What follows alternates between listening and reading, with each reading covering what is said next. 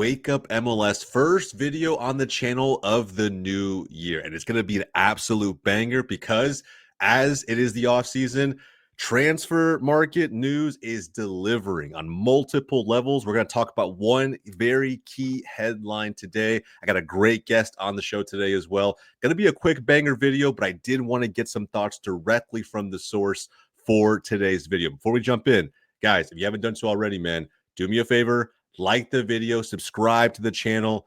Goals TV, a lot of MLS content coming for 2025. Going to be changing up more than a few things. You're not going to want to miss it. And as usual, man, we have great guests week in and week out. This video is no different. If you've been tuning into Wake Up MLS, you know him already, man. Staple on the show. We got Hernan from We Are Austin TV here today. Had to get him on, man, because Hernan, you guys are moving mad in the market, man. You guys, Verde have been leveling things up, making a club record signing, bringing in Liga MX's very own and MLS's very own Brandon Vazquez, signing him to be your DP number 9. Hopefully going to bag a lot of goals for you guys, or hopefully not, depending on who you are. But yeah, man, let's talk about the deal. I want to better understand how you feel about it, what the expectation is going into this season, and what Verde the faithful can kind of hope for, pray for with this guy. It's going to be a big headline signing for you guys. Talk to me about it, man. How are you feeling about this new number 9? Man, well, first of all, you're saying how Verde is moving right now. Well, this is something that kind of just recently picked up, right? I mean, for a while, I know that you pay attention to a lot of the Austin FC stuff that happens on social media. Some Austin FC fans complaining about either the inactivity in the market, but also some fans complaining about the kind of players, talking about the age, the position that they were bringing to the club. The Brandon Vazquez signing comes as more than a breath of fresh air for Austin FC fans. I mean, it comes as like a glass of water when you're stranded in the desert because of the problems and the situation that Austin FC has always had at the 9 since the club even came into the league. I mean, you had people, you had players, great players at the 9 like José Zardes. You had players like Maxi. You had players like Danny Houston. Cecilio Dominguez, even in his time, was trying to fill that 9 role for Austin FC, but it never really just worked out.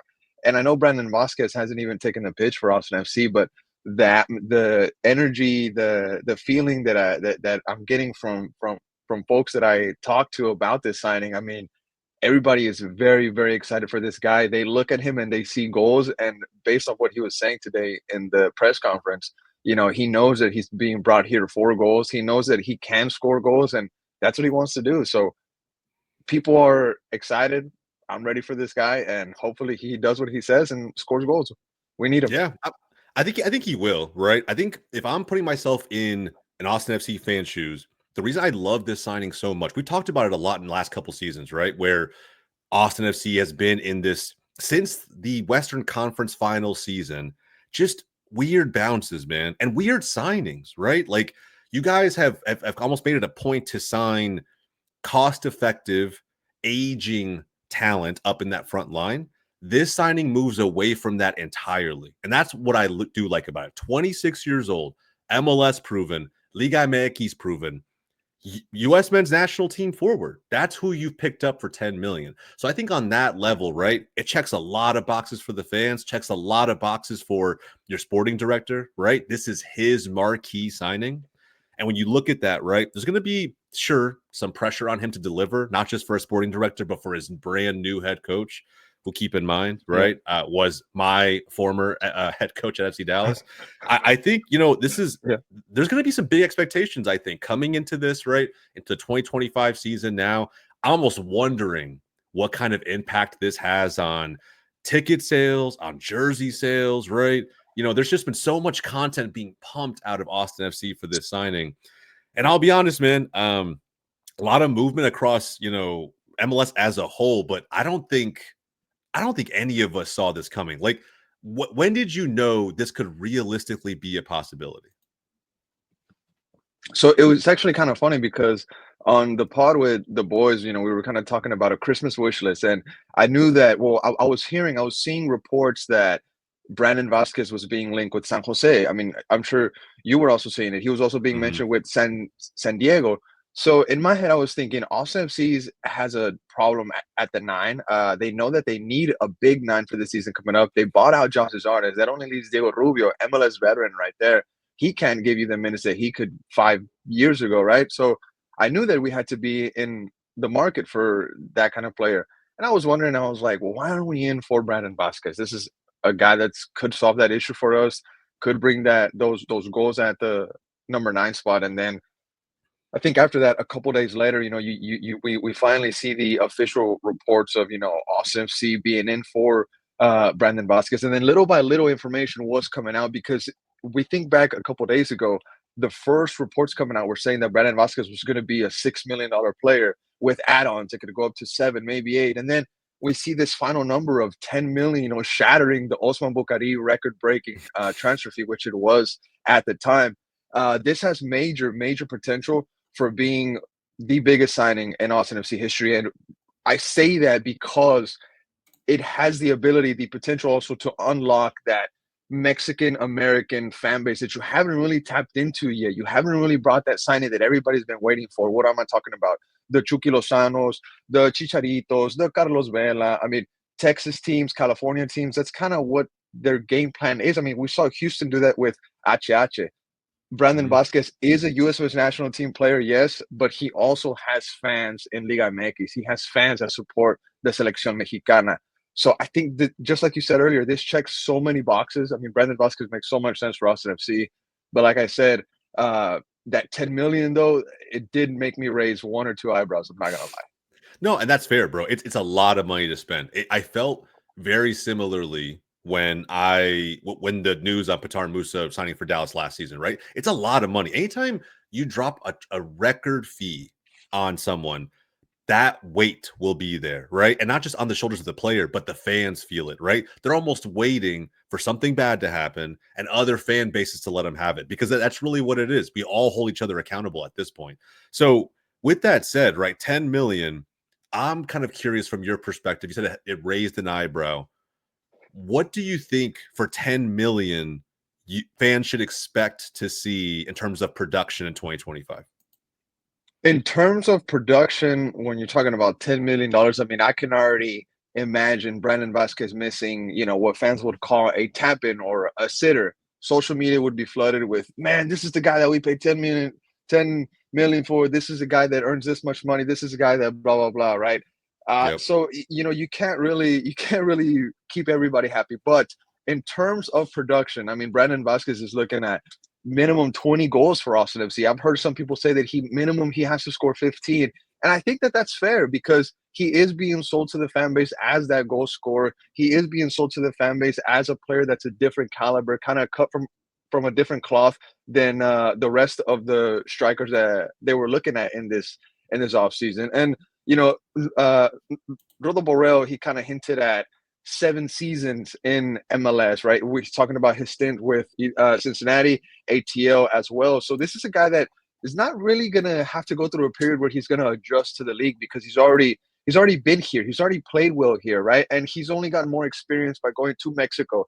His time with Rayados, I mean, we got to be honest about it. It wasn't the best, right? Yeah, But fair. he's coming back. He's coming back to somewhere where he's been comfortable. He's coming back to somewhere where with Cincinnati, he was balling. If we're being quite honest, and he said it himself when he was with the U.S. West national team in camp when he got to be at Q2 Stadium. He said that he saw the facilities, and he was saying that he thought it would be cool to play there. And then a couple days later, they called him up and they said, "Hey, Austin FC wants you to go to the team." So it's pretty cool. Yeah, it is pretty cool. I think personally, this is a good fit. I don't know what to expect in terms of production, right? And I think holding him to a bar like that, it's almost unfair, right? Obviously he has no control over what fee is going to be commanded for him, right? I think fans saying 15 goals to me is like reasonable because of the fee, right? But we also got to remember that I think him just making this team better, whether he's scoring the goals or he's just finding ways to get others involved and they're getting productive, that's all really the fans should be caring about. Is 2025 because of the money that's been spent all around has to be an improvement from 2024. But I I think that think Vasquez has the ability to impact others on the field. No, It's also yes, it's also really important to add that, Austin FC fans, they've never had a number 9 score double-digit goals in a season. I mean, that's absolutely mad to say. Driussi is the top scorer with 51 goals, and second and third place are nowhere near Sebastian Driussi. So this is a fan base, this is a club and organization that has never had that person at the 9 to rely on to say that, he's gonna bring us goals. So honestly, 15 goals that Austin FC fans were saying, I thought it was very mature of them. You know what I'm saying? They're not putting their hopes too high, but Fair. they know that he's gonna score goals. So, but also just like you said, back to your point about him also making other players better. I mean, I'm very excited to see what the link up between Jader Obrian and Osman Bukari is gonna look like with him in 2025. I mean, the situation with Driussi, of course, Brandon Vazquez is going to benefit with Sebastian Driussi staying with the team. His goal tally could go up 10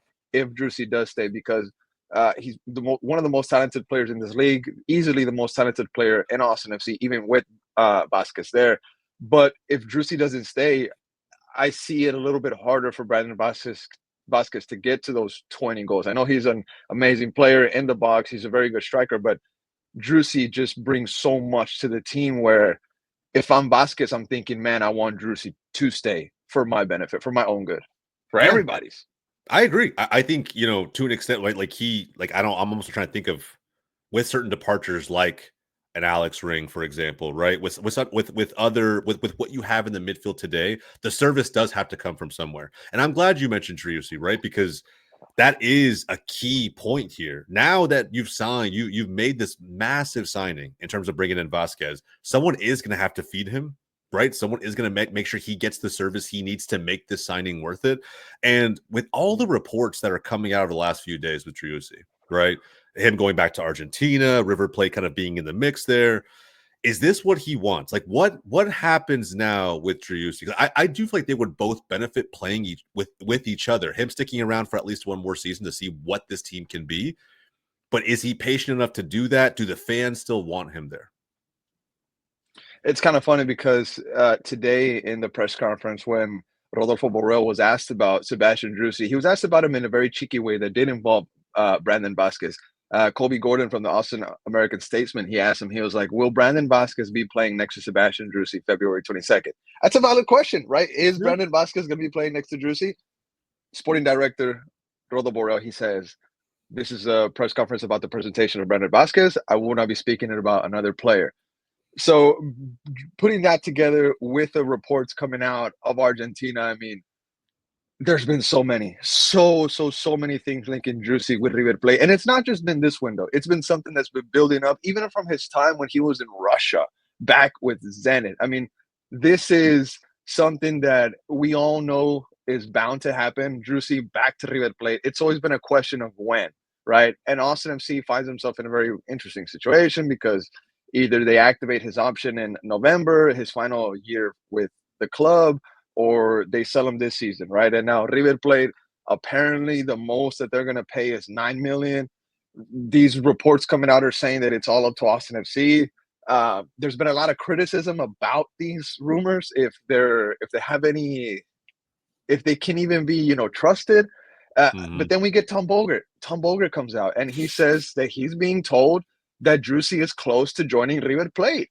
So who do you believe in this sense, right?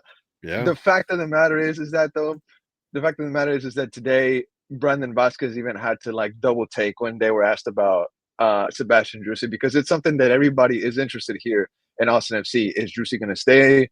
Is he going to go? But one other thing that you have to point out is that would you rather keep a do you want to keep a player that's not happy here? Do you want to keep a player that his heart, his mind, his everything is not in it 100%, and he's the guy that you pay the most. He's the guy that you look at to carry this team on his back. What do you do in that situation? Because to me, in my personal opinion, based off of everything that I've read, everything that I've heard, everything that I've seen, my personal opinion, he's pushing for a move back to River Plate because that's where he wants to be. He doesn't want to be here in Austin anymore. The cycle has closed for him in his head, and if that's how he's feeling, if that's what he really wants, then let him go. River is going to put some money in your pocket, and it's already been stated that I'm sorry, it's already been reported by Tom Bogert that Austin FC is looking to add a third DP ASAP. this winter Mhm. if Driussi does go to River Plate. So you have some money in your pocket, you can go shopping, get a 10. Are you going to get it maybe another different kind of midfielder? Who knows? We'll cross that bridge whenever we get there. I completely agree with you, bro. I think if a player's heart's not in it, right, regardless how good he is, and we remember Driussi's MVP form, right? Like what he can do. I mean, how many goals did he have in that season? Was it 20? He, 22, 22, that's what it was. An 22. insane level of production from a 10, right? From a midfielder at the end of the day. And I think you pair him with a forward like that, the possibilities are almost endless from a fan's perspective. But do you want someone, I guess, in that locker room affecting other players when his heart truly isn't in it? I'm always inclined to say no. I think you take that money, 9 million, whatever it's going to be, go find that DP, whoever it's going to be. So I ask you here before we wrap up this video, who's next, right? Let's say that this move goes through. If you had to kind of do things, if you were to roll those shoes, who are you looking at to be the man to kind of start feeding not just Vazquez, but Bugatti, Obrian, giving the attack some life? I want to send a shout out right here to Alex, football critic, who was present at the press conference today for us, and he asked this question to Rodo Borrell himself. He pretty much said just like what you said. He was like, "Who's next? Like, what's the kind of profile that Austin FC is going to look out for next?" Because they signed Elias Sanchez, the midfielder. They Mhm. signed Brandon Vazquez, the forward. So who's next? Rodo Borrell. And Rodo Borrell pretty much he said, "Hey, the amount of players that we've been looking at is disgusting. It's insane. Like we've been looking everywhere for people to add onto this team."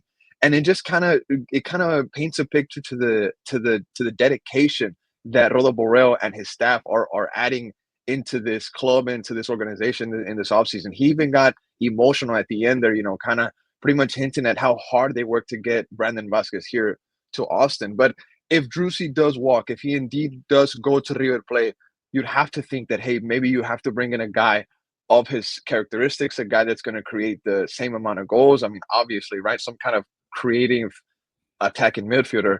I mean, I know that Luchi Acosta is being, shopped around. He's gonna, I think, most recently with Corinthians. It'd be a really cool swap. Juicy out, Luchi in.